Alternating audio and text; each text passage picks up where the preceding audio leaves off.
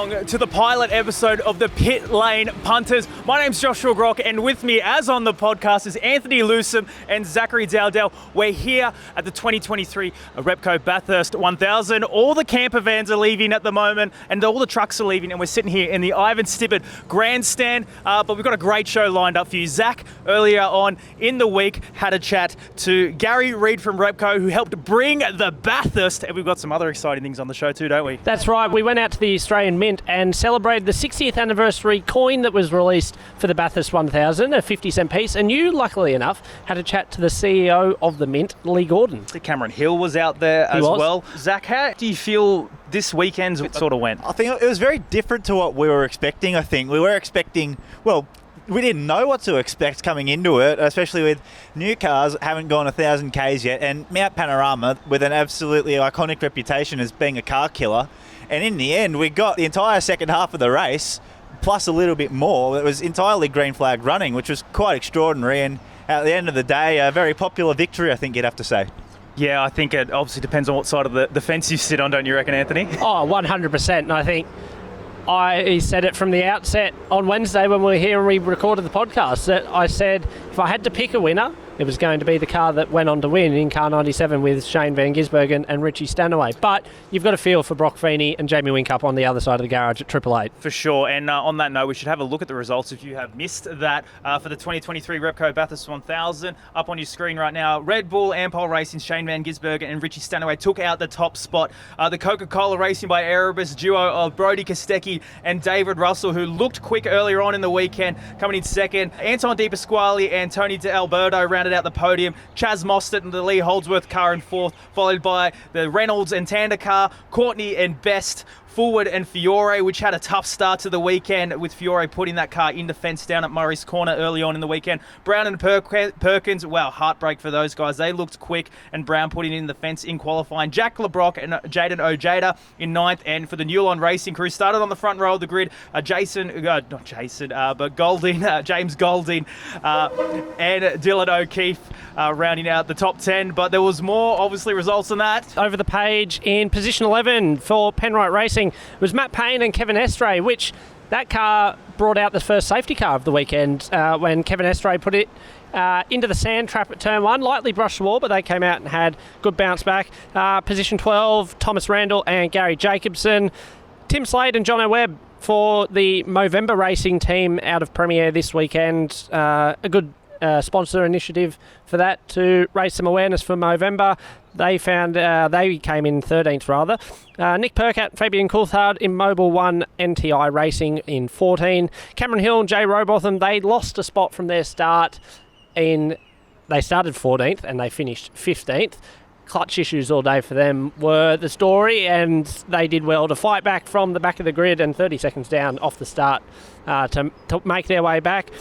16th, it had the other Shell V power car of the Davison brothers, Will and Alex.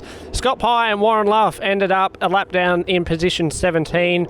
Position 18 for the Tradie Beer Racing was Declan Fraser and Tyler Everinger.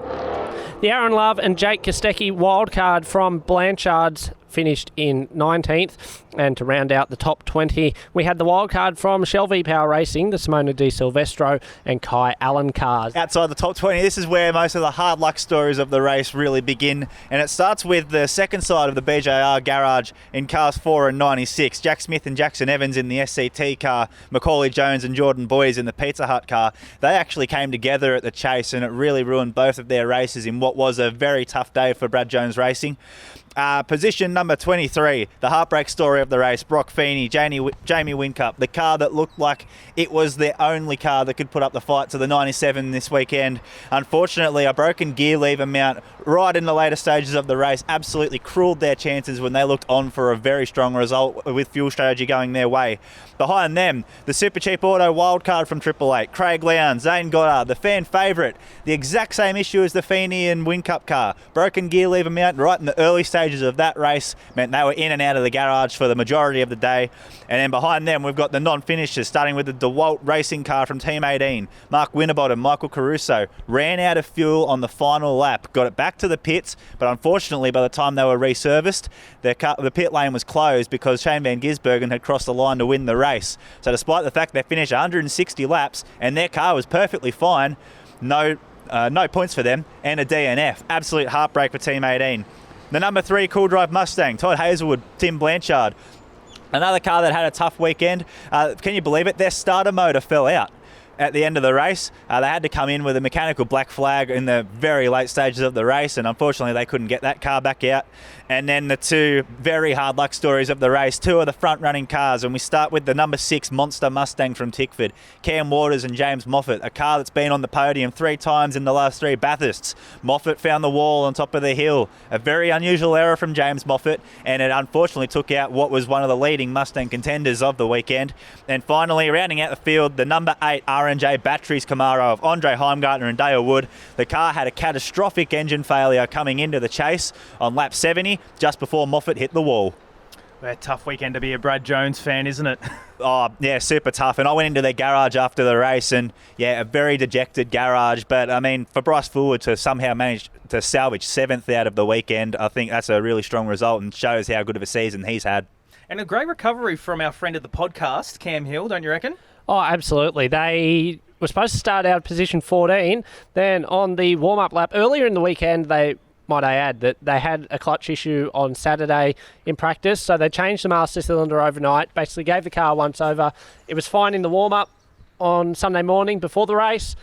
They got out to the grid, it was fine, and then the formation lap started at 11:15, and Cam felt it wasn't right, so they brought the car in at the end of the formation lap, into the garage, they bled the clutch, they dropped 30 seconds, they set him back out. We're hoping for a late race safety car to potentially bring them back up with some strategy play, but unfortunately that late race safety car happened on lap 70. Some big results, and what does that mean for the Drivers' Championship? Let's take a look now. Starting in the first position, we have Brody Kostecki, who maintains his championship lead with that second place victory yesterday in the 1000, but Shane van Gisbergen has closed the gap from 155 points into 131.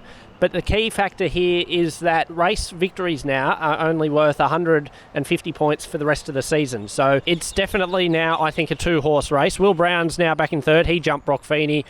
He sits 390 points off the pace. Brock Feeney, as I mentioned, in fourth. Chaz Mostert holding on to fifth place. Andre Heimgartner in sixth. Anton De Pasquale seventh.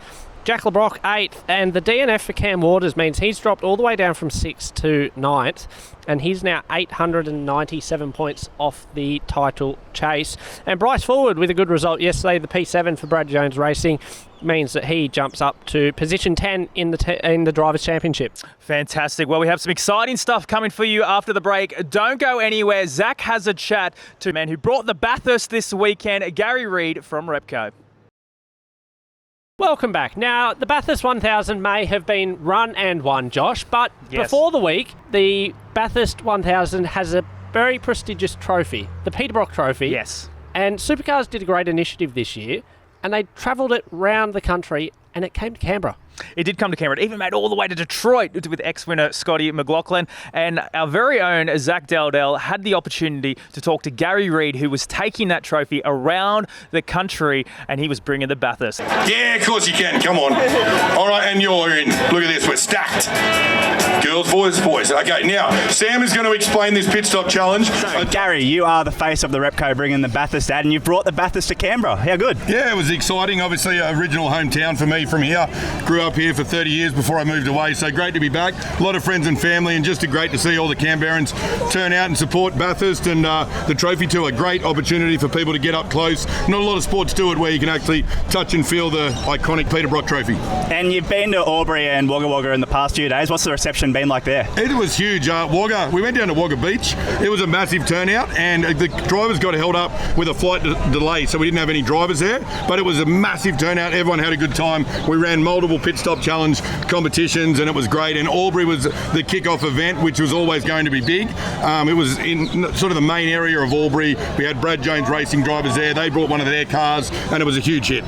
And now, of course, we're here in Canberra, first day of school holidays, and as a local Canberran driver as well, so it's all come together pretty nicely. Yeah, Cam Hill, he was stoked. He's a great guy. He was really happy when we put Canberra on the list of places to stop. It's a great turnout. I mean, Bathurst is only a 3-hour drive. We used to do it when I was kids, coming from Canberra and into my early adult life. We used to drive to Bathurst. A lot of friends and family still come across for the day, for the night, so it's relatively close, and it's the biggest race in the country and in the top 5 races in the world. So if you haven't been, you need to get there because it's a very iconic one, and this year being the 60th running, it is going to be huge. Now, obviously a big turnout here today in Canberra. Do you think there's perhaps enough people here to warrant there being a race in Canberra one day for supercars? Yeah, I'd love to see a race in Canberra for supercars. I mean, it was a huge hit years ago, but it was just the wrong time of the year. It was in the middle of winter, freezing cold, but there's a lot of Canberrans that go to a lot of races. We see fans all over the country from Canberra that travel to a lot of races. I think it'll bring a lot of people to Canberra. It's a great destination place, and to have a track here and have a race here would be great. And obviously Canberra does have a motorsport heritage with the Bates family, and you got Harry and Lewis in rally, you got Zac making a name for himself in Super 2 as well, coming off a career best weekend at Sandown. There's obviously there's enough talent around here to warrant it, you'd have to say, right? Definitely, 100%. I mean, those guys are racing royalty in Canberra, and they're actually good friends of ours, and to be there in Sandown when Zac got his first podium, I believe it's the start of something. He is raw talent, that kid. He's proved it in everything he's raced, and obviously Harry and Louis, I mean, both of those guys just, racing rally cars. I think they'll be 1-2 in the Australian Rally Championship this year, hopefully. That'll be a proud dad moment for Neil, so hopefully that gets across the line. But I mean, I think most of Australia likes racing cars. You just got to look at the turnout. So it's just about, finding a spot for a race, and the people will travel. They do it in Townsville. We get massive interstate visitors to Townsville. It's proved to be a success for the last 10 years. Every year the town just fills up with people. The Summer Nats have proved it, that people will travel from all over Australia for a weekend event. Well, thanks for your time today, Gary. All the best for the rest of the trophy tour, and I'm sure you'll be bringing the Bathurst in 2 weeks' time. Yeah, we will. Thank you. Wow, how good was that? The Peter Brock Trophy, the tour all across the country. Zac, you got to see it in person at the Canberra edition of the Peter Brock Trophy Tour. What was it like talking to Gary, and did he really bring the Bathurst this year? Oh, Repco absolutely bring the Bathurst. I mean, you just have to look at not only the activation they did all around the country with the Peter Brock Trophy Tour, but also the activation here at the track this weekend. I mean, the Repco stores were absolutely enormous. All the branding that's all around the place. They even did meat raffles out in the campsites. Yeah, I was there for one of them. I saw it. It was pretty mental. I mean, it's incredible what Repco have done with Bathurst, and to bring the trophy out, to quote hunters and collectors, it's the holy grail of Australian motorsport. It truly is, and it stands for so much in our sport, and it's literally, it is our sport. Well, as we see on screen now, Josh, yesterday for race day on Sunday, you were very lucky and you even got to hold the trophy. Yes, I was very fortunate. There's a picture of it on screen now, as you can see. Yeah, it was a very... I don't know what the right word is. I didn't have the right words when I saw it. It was just sort of around, because I was working for another organisation, and we were in the TV compound, and this trophy's rocked up. They were doing a piece to camera where they were dropping some bloke from Ant Middleton from SAS Australia. Yeah, okay. Out of a chopper with this thing, and it was just in the TV compound, and people were taking photos with it. I'm like, can I have a photo with it? And they're like, yeah, here you go. I'm not surprised that you took advantage of that, and if we were all in that situation, I dare say we would too, wouldn't you, Zac? Well, I just like the fact that it's a retired race driver turned TV person holds the Peter Brock Trophy. Oh, mate, I was a race kart driver. I wouldn't say car. Car's going a bit too far. You've done more racing than either of us have put together. Drove a Pulsar around Winton. Oh, yeah, and I didn't crash it, so that's half the battle. Coming up after the break, we were lucky enough to go to the Royal Australian Mint for the launch of the 60th anniversary Bathurst coin. Don't go anywhere. We're here at the Royal Australian Mint in Canberra for the launch of the 60th anniversary edition Bathurst coin. It's a limited edition piece. Not many coins get made with fancy designs anymore, so it's great to see Supercars recognised for the 60th anniversary of Bathurst. Now, Supercars' own and Canberra-born Cameron Hill, he was here to help launch the coin, and we also had a chat to Lee Gordon, who is the CEO of the Australian Mint here in Canberra. There were plenty of fans to turn up, so let's take a look inside and see what we got up to. Lee, thanks for having us and putting this on, mate. What is the process of putting together a coin like this? Well, at the Mint, we like to recognise significant anniversaries, events, organisations, cultural themes. We tell the stories of Australia. So we look for opportunities like this, the 60th anniversary of Bathurst. And so, 18 months out, we'll be looking around for ideas and we'll decide, okay, what are stories that are going to resonate with the Australian people, and really develop a concept to go through a design, manufacture, distribution process for a product that really appeals to Australians, in particular, the collectible community that we have out there. Obviously, there would have been quite a few different designs, or the design phase would be quite long. What goes into deciding, look, this is the design we want? I know there's like a silhouette of 6 touring cars on and the colour choices as well. What goes into making those decisions? Well, certainly, one of the first things is about thinking about what's going to work on a coin. You and I are used to, pallets that are quite large, but, a coin's quite small. Our designers, and Lydia Ash was the designer for this coin, are really good at sort of capturing, okay, what's the theme and the essence, and how will that work on a coin? What does it mean to have like a Supercars driver Cam Hill here to help endorse this event? It's great for us. He's a Canberra person, and the Mint's certainly based here, and I think it really adds a degree of spectacle to what's occurring, and it's great to be supporting people like Cam Hill, starting out on his V8 supercar journey in his debut season, second time at Bathurst. It really makes it a special event for everybody. And I guess, because we have so many denominations and coins themselves, how do you guys pick which one to use, and why did we land on the 50-cent coin for this one? We do a lot of our coins around events using the 50-cent piece. That's a bit of our go-to for certain types of activities. We've done a number of coins recognising the history at Bathurst and significant motor racing events like that. Holden coins, Ford coins, we did a 50th anniversary coin. And those, the 50-cent piece is one that we go to. It's a large coin which allows us to tell more. But we certainly do target individual aspects, individual coins, in particular areas or streams of what we do. One final question: is the Queen or the King going to be on the back of this one? This one's got the Queen. It's got what we call the Queen Elizabeth II Memorial Obverse. So if you look at it, it's got the image of the Queen. It's dated 2023, but it also has the years of her reign from 1952 to 2022 as a recognition of the significant contribution and the role that the Queen has played in the recent history of Australia. Lee Gordon, thank you so much for your time, mate, and enjoy the rest of the day, and we appreciate your work you do here at the Australian Mint. Thank you very much. It's great to talk to you. Well, how great was it to be down at the Canberra Mint for the launch of the 60th anniversary coin? And it was crazy to think, they created a coin just for this occasion. I think it's pretty cool, and the fact that we had so many people turn up to get not only buy the coin from the gift shop at the Mint, but Cam Hill was there to promote it and sign it, and there were plenty of people lined up to get his autograph. Yeah, including a guy we met there, Laurie, who had Cam Hill's first bonnet from the Bathurst 1000, the Coca-Cola retro livery. As you can see on screen now, and he even got Cam to sign it whilst he was there. He did.